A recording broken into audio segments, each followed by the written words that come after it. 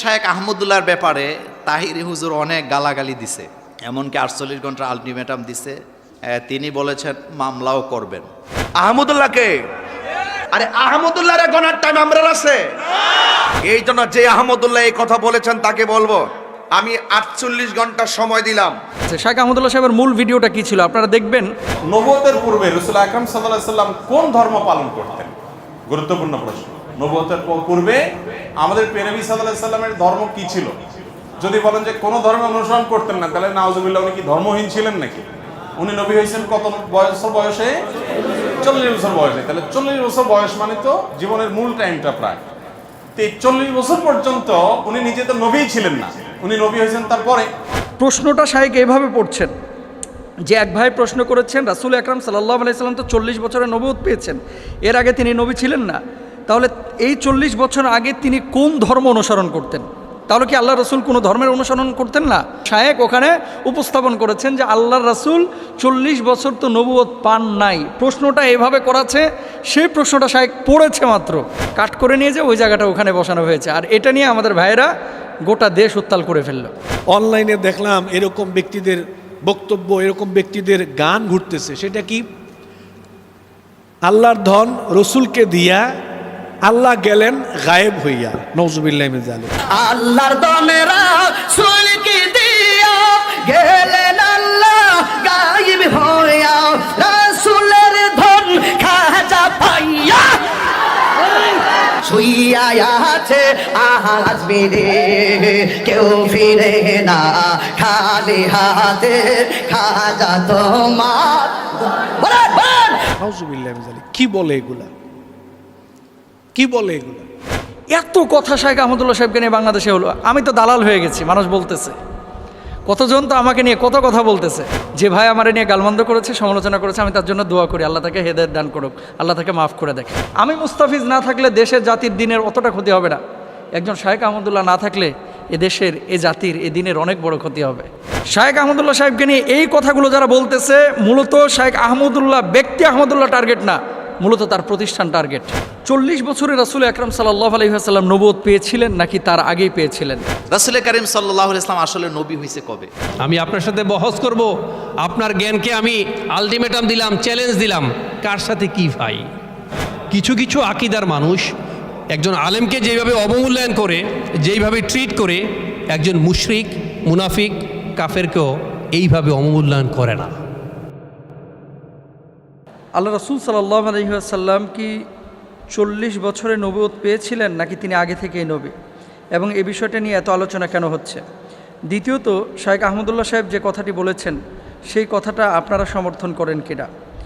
তৃতীয়ত, আরেকটি বিষয় উনি লিখেছেন যে এই বিষয়টা নিয়ে যে পরিমাণ আলোচনা এবং সমালোচনা হচ্ছে, সেই আলোচনা আপনারা বসে কি সমাধান করতে পারেন না? 3টে বিষয়। আমি শেষ বিষয়টা নিয়ে আগে কথা বলবো যে আপনারা সমাধান করতে পারেন কিনা। দেখেন, কিছু কিছু বিষয় হাদিসে একাধিক বর্ণনা আছে, যেই বর্ণনাগুলো একাধিক থাকার কারণে সাহাবী রিদওয়ানুল্লাহি আনহুম আজমাইনদের জামানা থেকেই কিন্তু এই মতবিরোধগুলো চলে আসছে। যেমন আপনাকে একটা কথা বলি, নামাজের মধ্যে যে আমরা হাত বাঁধি, কেউ নাভির নিচে, নাভির ওপরে, কেউ বুকের ওপরে হাত বাঁধি, প্রত্যেকটা কিন্তু হাদিসের মধ্যে আছে, প্রত্যেকটা কিন্তু হাদিসের মধ্যে আছে। এখন আপনি যদি বলেন যে বুকের উপরে হাত বাঁধা এটাই বিশুদ্ধ, আর সব কিছু বাকি হাদিসগুলো এগুলো নিষিদ্ধ বা এগুলো মানা যাবে না, তাহলে আপনি এখানে জুলুম করলেন, এটা উচিত না।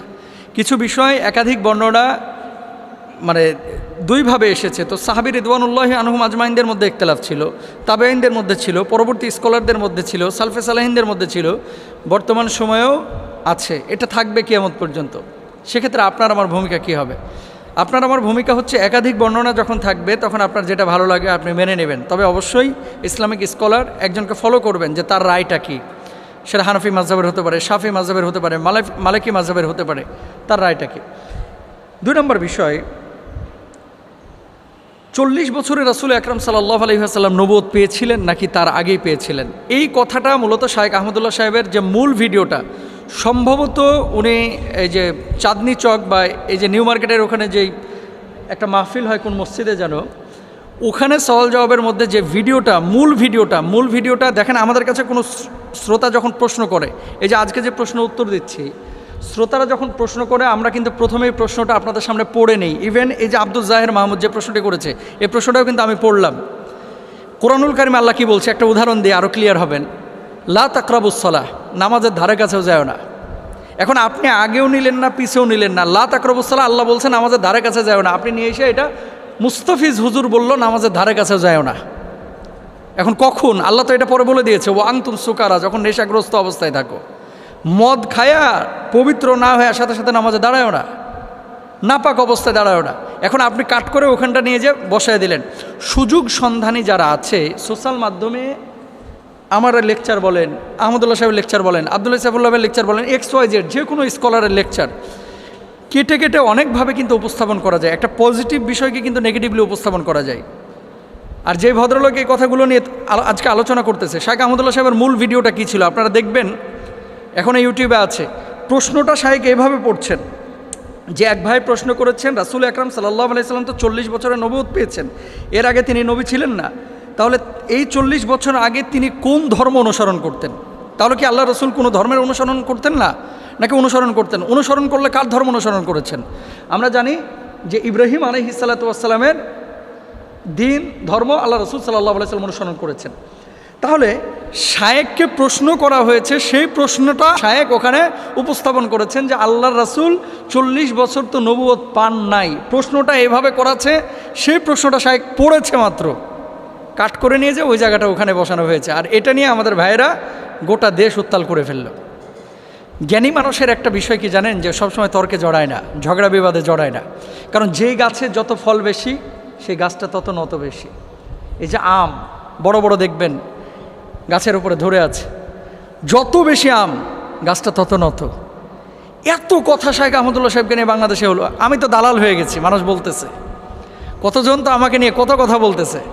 এতদিন আমাকে নিয়ে কেউ সমালোচনা পৃথকভাবে করেছে, কিন্তু আওয়ামভাবে একটা দুইটা না একাধিক ভিডিওতে আমাকে সমালোচনা করেছে। যে ভাই আমার নিয়ে গালমন্দ করেছে, সমালোচনা করেছে, আমি তার জন্য দোয়া করি, আল্লাহ তাকে হেদায়েত দান করুক, আল্লাহ তাকে মাফ করে দেয়। তার ব্যাপারে আমার কোনো আক্রোশ নাই, বিদ্বেষ নাই। কিন্তু শাইখ আহমদুল্লাহ বাংলাদেশের একটা অ্যাসেট। আহমদুল্লাহরা প্রতি বছর জন্ম নেয় না। আমি মুস্তাফিজ না থাকলে দেশের জাতির দিনের অতটা ক্ষতি হবে না। একজন শাইখ আহমদুল্লাহ না থাকলে এ দেশের, এ জাতির, এ দিনের অনেক বড় ক্ষতি হবে, অনেক বড় ক্ষতি হবে, অনেক বড় ক্ষতি হবে। সুতরাং শাইখ আহমদুল্লাহ সাহেবকে নিয়ে এই কথাগুলো যারা বলতেছে, মূলত শাইখ আহমদুল্লাহ ব্যক্তি আহমদুল্লাহ টার্গেট না, মূলত তার প্রতিষ্ঠান টার্গেট।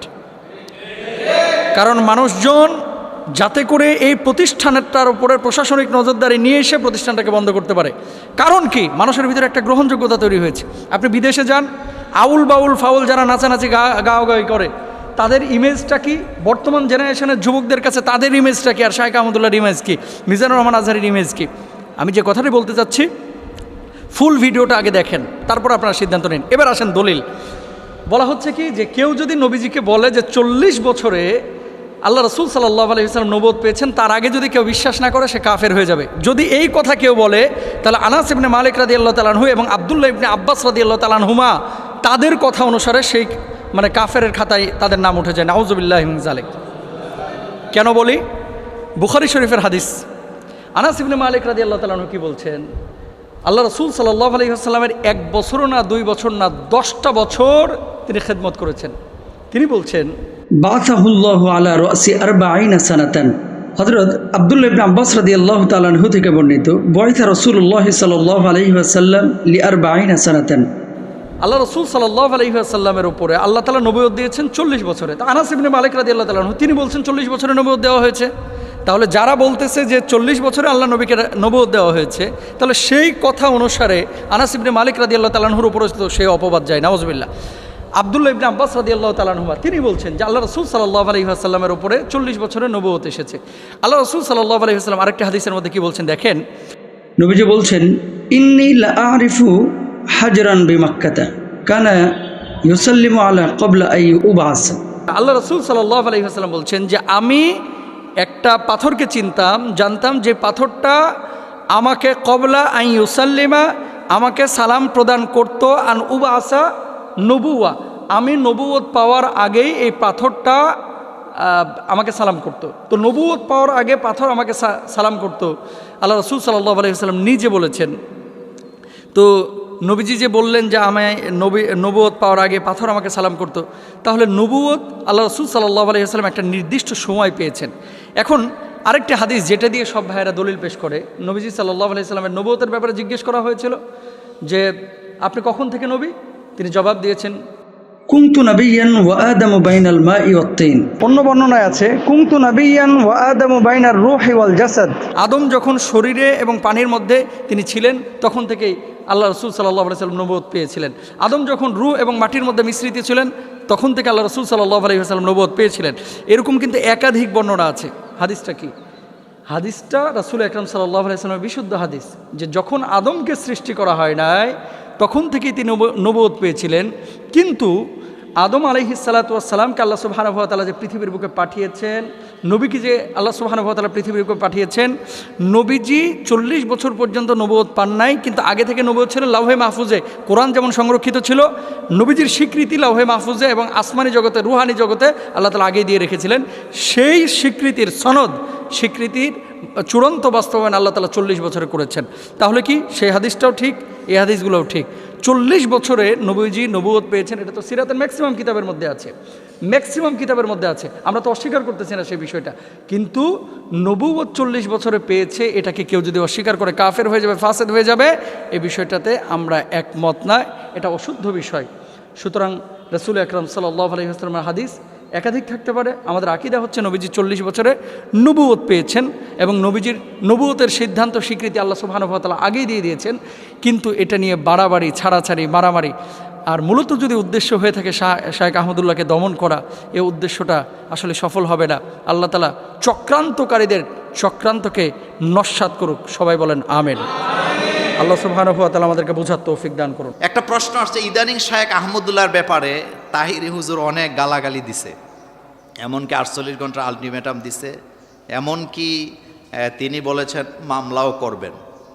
আচ্ছা শোনেন, একটা কথা বলি, এটা হলো আহমদুল্লাহ সাহেব একটা আলোচনা করতে যেয়ে বলেছিলেন যে রাসূল করিম সাল্লাল্লাহু আলাইহি ওয়াসাল্লাম 40 বছর পর্যন্ত তো নবী ছিলেন না, তিনি নবুয়তের দায়িত্ব পালন করেন নাই, নবুয়তের দাওয়াত দেন নাই।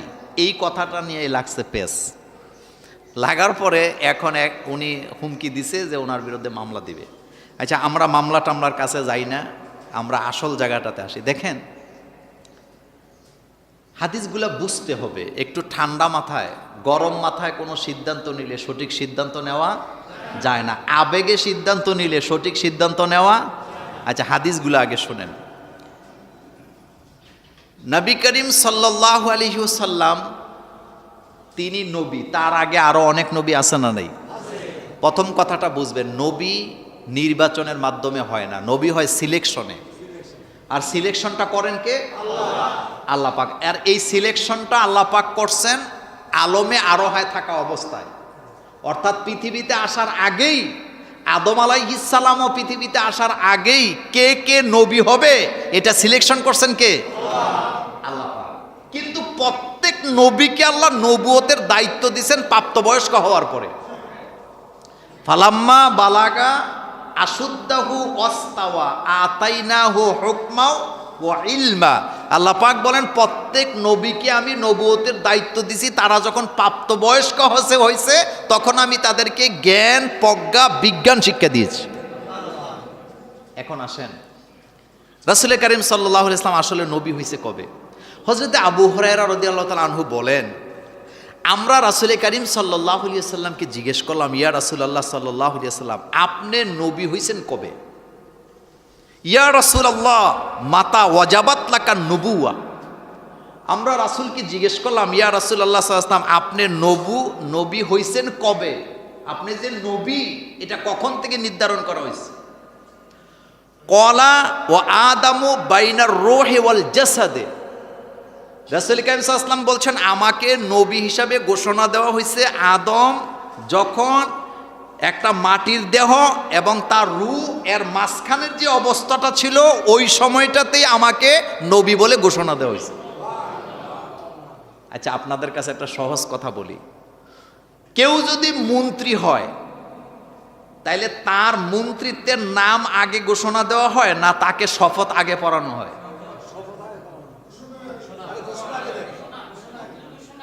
ঘোষণা আগে না শপথ আগে? আগে ঘোষণা, আগে ঘোষণা। আচ্ছা, কোন একটা জায়গায় রেজাল্টে ফার্স্ট সেকেন্ড থার্ড হয়েছে, তাদেরকে পুরস্কৃত করা হবে, ঘোষণা আগে না পুরস্কার আগে? এ কথাটা সহজ। প্রত্যেক নবীর নবুয়তের ঘোষণাটা রুহের জগতে হয়েছে, এতে কোনো সন্দেহ নাই। কিন্তু পৃথিবীতে আসার পরে নবুয়তের দায়িত্বটা দেওয়া হয়েছে একটা নির্দিষ্ট সময়ে নির্দিষ্ট বয়সে। এই কথাটার মধ্যে এতটুকু পার্থক্য, এটার জন্য একজন আরেকজনকে গালাগালি করার কিচ্ছু নাই। যেমন রাসূল করিম সাল্লাল্লাহু আলাইহি ওয়াসাল্লাম, তিনি 41 বছরের প্রথম দিন তার উপরে ওহী নাজিল হয়েছে নাকি? এর আগে কি উনি কালিমার দাওয়াত দিয়েছেন, নামাজের দাওয়াত দিয়েছেন, যাকাতের দাওয়াত দিয়েছেন? দেয় নাই। তিনি হিলফুল ফুজুলের সাথে কাজ করছেন। তিনি তাহান্নুস করতেন হেরা গুহায়। কি করতেন? তাহান্নুস। তাহান্নুসের ব্যাখ্যা আমি আপনাকে 1 ঘন্টা দিতে পারবো। তাহান্নুস মানে ধ্যান করা নয়, চোখ বন্ধ করে বসে থাকা নয়। তাহান্নুস মানে হলে জাতিকে নিয়ে চিন্তা করা, জাতি গোমরাহির মধ্যে আছে, মারামারিতে লিপ্ত আছে, মদ জুয়া গাঁজা মারামারি জিনা ব্যভিচারে লিপ্ত আছে, জাতিকে কিভাবে সেখান থেকে রক্ষা করা যায়, এই চিন্তা চেতনা গবেষণা করাকে তাহান্নুস বলা হয়। আর 41 বছরের প্রথম দিন রাসূল করিম সাল্লাল্লাহু আলাইহি ইসলামের উপরে ওহী নাজিল হয়েছে, নবুয়তের দায়িত্ব দেওয়া হয়েছেন। এটা কোরআনের সর্বপ্রথম ওহী এবং এটা হাদিসে জিবরীল। এখন নবী তো উনি আগেই হয়েছেন, কিন্তু দায়িত্বটা দেওয়া হয়েছে কয় বছর বয়সের সময়? এর আগে কি উনি একদিনও দাওয়াত দিছে কালিমার? একবারও কি দিছেন? দেয় না। তবে তিনি কখনো শিরিক করেন নাই, তিনি ওই অবস্থায় মূর্তি পূজা করেন নাই, তিনি প্রতিমার সামনে কখনো মাথা নত করেন নাই। কেন করে নাই? কারণ তাকে কন্ট্রোল করেছেন কে?